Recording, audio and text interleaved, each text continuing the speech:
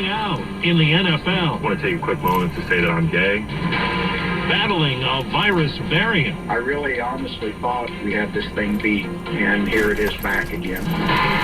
GOP set to block voting bill. The president's efforts doesn't stop at all.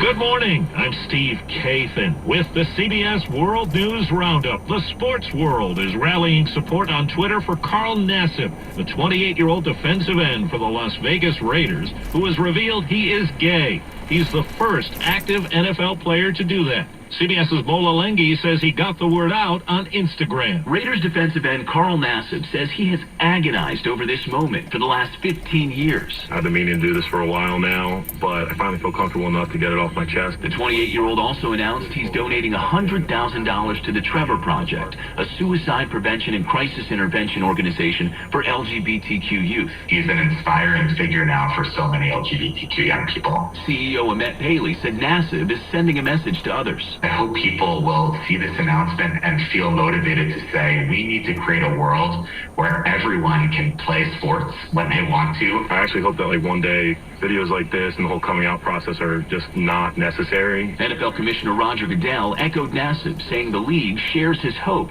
that someday soon statements like his will no longer be newsworthy. The COVID-19 death toll in this country is now trending below 300 a day, lowest numbers since the pandemic took off in March of last year. But as CBS's David Begnaud reports, there is concern because vaccination rates are falling and a virus variant is spreading fast. With just 45% of Americans fully vaccinated, health experts are worried about the spread of the highly contagious Delta variant that appears to be about 60% more contagious than the Alpha variant, which was discovered in the United Kingdom. And that was the last variant of major concern, according to infectious disease expert Dr. Michael Osterholm. In the areas where they have large pockets of unvaccinated people, we can surely expect to see surges in cases, in some situations challenging the healthcare capacity of that local area. We're holding patients in the ER, waiting on admissions, waiting on discharges on any given day. Craig McCoy is president of Mercy Hospital in Springfield, Missouri.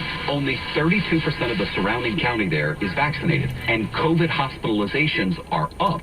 We've only had 2 that have come in as inpatients that have been fully vaccinated. The vaccine does appear to be effective against the Delta variant. CBS's Chris Van Cleve tells us the push for some of us to travel again has run into trouble. American will cancel 50 to 80 flights a day through at least mid-July as the airline tries to build in additional resilience and certainty to its flight schedule. Henry Hartevelt is an airline analyst. The airlines were caught with their pants down. They scheduled too many flights, and they didn't have enough people ready to operate the flights. The TSA struggled to have enough screeners. The airline's caterer in Dallas didn't have enough drivers, and some American pilots were still in post-furlough retraining. A federal judge has tossed out most of the claims from activists who accused the Trump administration of violating the civil rights of protesters who were forcibly removed from a park near the White House last year.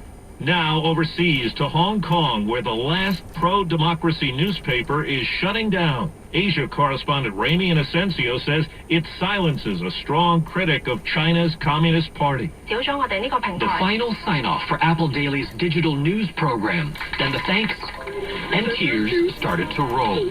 The company unable to pay its staff. The government's frozen its assets. Last week, 500 police raided these offices, arresting the editor-in-chief and 4 other executives, accusing them of calling for foreign sanctions on Hong Kong and China. Apple Daily's 72-year-old founder, Jimmy Lai, arrested last August, could spend the rest of his life in prison. It's 4 minutes after the hour. Get see. Well, that's today's news. Today's news. I didn't hear the good news, did you? I didn't think so. I guess it's a matter of perspective. The glass is half full. All right.